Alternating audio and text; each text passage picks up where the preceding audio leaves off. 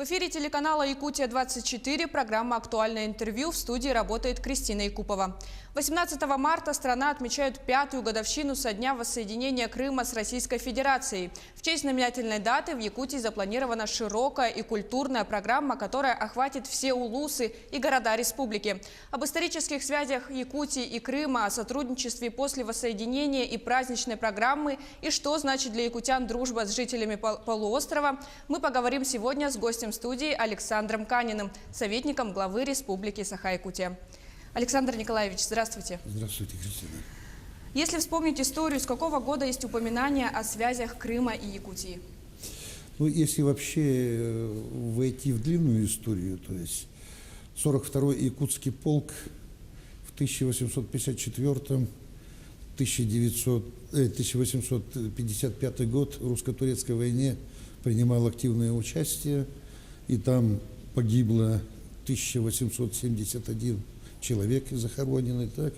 А вот современная история связи с Крымом, с Севастополем появилась в середине 90-х годов. Тогда еще Вячеслав Анатольевич Шнуров работал президентом Алроса. И вот когда полная разруха и разлад, когда умирал практически Черноморский флот, они обратились к Алросу с просьбой помочь восстановить подводную лодку.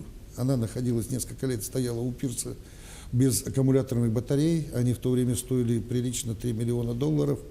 И вот Алроса взяла, помимо того, что приобрела аккумуляторные батареи, поставила на ход подводную лодку, но и установила шефские связи. С тех времен, в общем-то, делегации Алроса регулярно посещали Севастополь, взаимодействовали с единственной на тот период подводной лодкой на всем Черном море. Так? В 2002 году, когда Вячеслав Анатольевич стал президентом Республики Саха-Якутия, он мне поручил, и я с делегацией Алроса первый раз поехал в Севастополь и наладили тесные связи с подводной лодкой Алроса. Вот это знаменательное событие, знаете чем? Что если бы прекратила существовать вот эта вот единственная лодка, то сегодня подводного флота на Черном море не было. За последние 3 года на флот на Черное море поступило еще 6 новых такого же класса подводных лодок, и все экипажи сформированы из экипажа этой подводной лодки. Вот такие связи. Дальше, что можно сказать? Мы регулярно ездили, и тогда на подводном флоте служили срочной службой матросы. И вот по договору Алроса с бригадой подводных лодок, то есть было принято решение, с каждого призыва служило с города Мирного, брали по 3 человека служить на подводную лодку. Итого в общей сложности получилось от 18 до 20 человек наших земляков служило там, и мы регулярно в день военно-морского флота в июле месяце, а также в день лодки в феврале, когда она отмечает, так, регулярно с делегацией родителей возили туда. Но с 2011 года было принято решение на подводном флоте срочники уже не служат, а контрактники. И сегодня где-то вот в Севастополе служат на подводном флоте порядка 20-25 на сверхсрочной службе наших земляки. В 2014 году начинается новая история отношений Якутии и полуострова Крым. В тот год было подписано соглашение о сотрудничестве 2 городов-побратимов – Якутска и Севастополя. Вы были свидетелями тех исторических событий.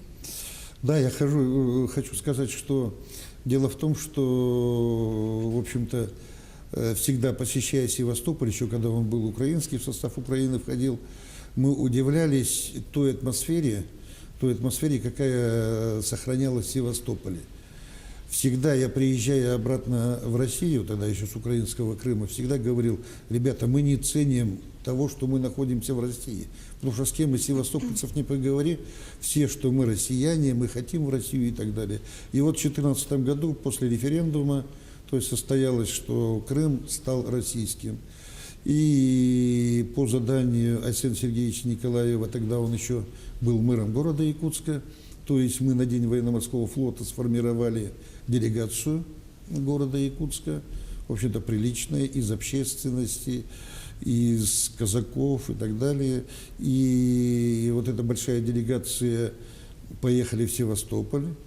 Одни из первых из регионов, я хочу сказать, что мы заключили договор с городом Севастополем. Тогда это еще там был Меняйло губернатором города Севастополя. Заключили договор, побратимский договор, так. А также, учитывая то, что объявили бойкот, и компания «Алроса», так как большую часть продукции своей идет на экспорт, она как бы приостановила деятельность, шефскую деятельность, а с Сергеевичем было принято решение заключить с подводной лодкой договор о дружбе и сотрудничестве, который на протяжении многих лет осуществляется, и мы совместно вот работаем по сей день. Для якутян и для вас лично, что значит это событие пятилетней давности? Крым воссоединился с Россией. Вот это самое главное. Я почему говорю, потому что крымчане, особенно севастопольцы, они испокон веков себя не отделяли от России, поэтому их мечта осуществилась. И я считаю, что это было правильно сделано. Я думаю, при том отношении к России крымчан, в частности севастопольцев, если бы Крым не отделился и не перешел в Россию, так, то там была бы кровавая бойня намного сильнее, чем на Донбассе сегодня идет. Вы сказали, что не один раз бывали в Крыму. Что изменилось? Очень сильно изменилось.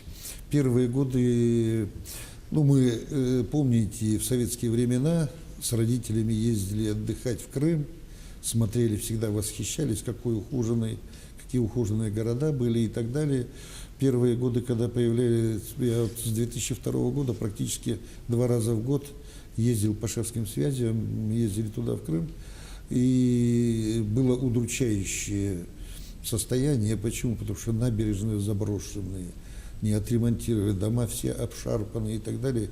То есть такое, знаете, какое разруха прямо наблюдалась, и так. А вот с каждым годом, каждый год вот после того, как Крым воссоединился, с каждым годом удивляюсь. Даже Севастополь я очень хорошо знаю, некоторые районы не узнаешь. То есть приходишь, вот за год столько много сделано, столько много средств вложено. Раньше до Ялты, от Севастополя до Ялты можно было добираться 4-5 часов, сейчас 1,5-2 часа, то есть и ты уже в Ялте. Дороги великолепные становятся, то есть, ну и в соответствии с этим настрой жителей и так далее, другой. Правда, раньше было поспокойнее, поменьше народу в Крыму отдыхало. Сейчас практически, если в турсезон и так далее, народу очень много. А какие проекты наиболее успешно развиваются? Вот с городом, я считаю, наиболее успешный проект, который идет, вот не знаю, в будущем будет, не будет, но в течение 4 лет мы по 200 детей каждый год летом возили в лагеря, в детские лагеря Севастополя.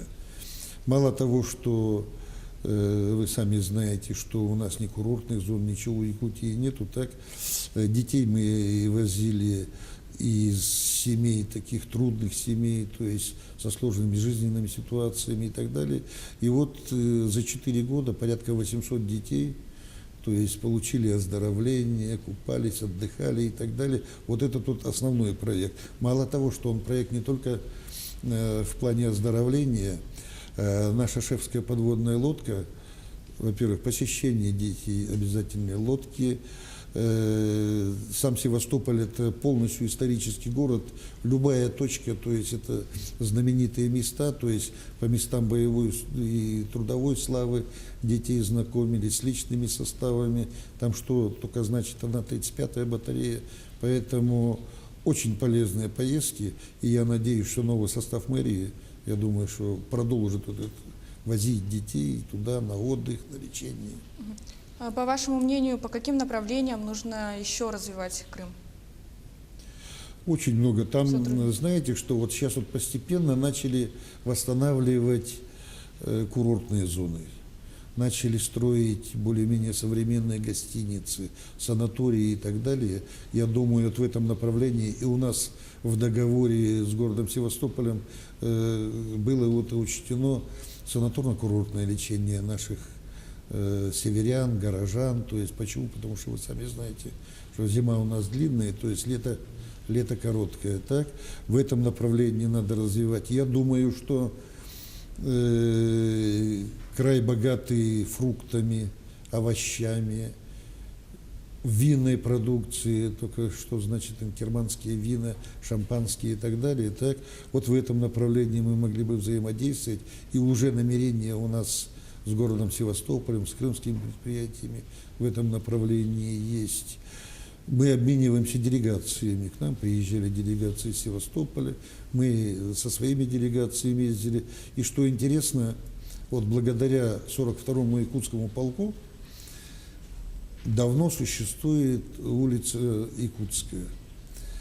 И мы там по заданию Александра Сергеевича в сквере на улице Якутской сделали детскую площадку, то есть подарок фонд развития казачества, то есть построил детскую площадку, а мы в ответ в 2015 году открыли улицу Севастопольскую. Все наши горожане знают, что есть такая улица Севастопольская, и я думаю, вот эти связи больше налаживаются.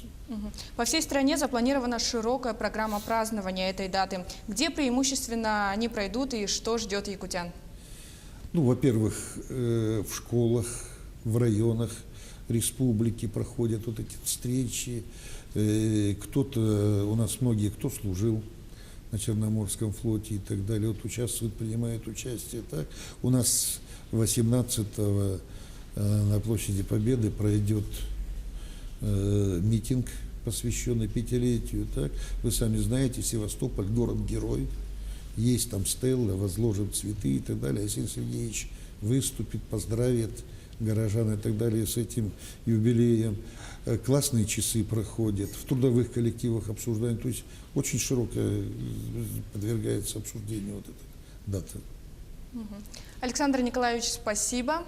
А я напомню, у нас в гостях был Александр Канин, советник главы Республики Саха-Якутия, и говорили мы о годовщине воссоединения Крыма с Россией. Оставайтесь с нами.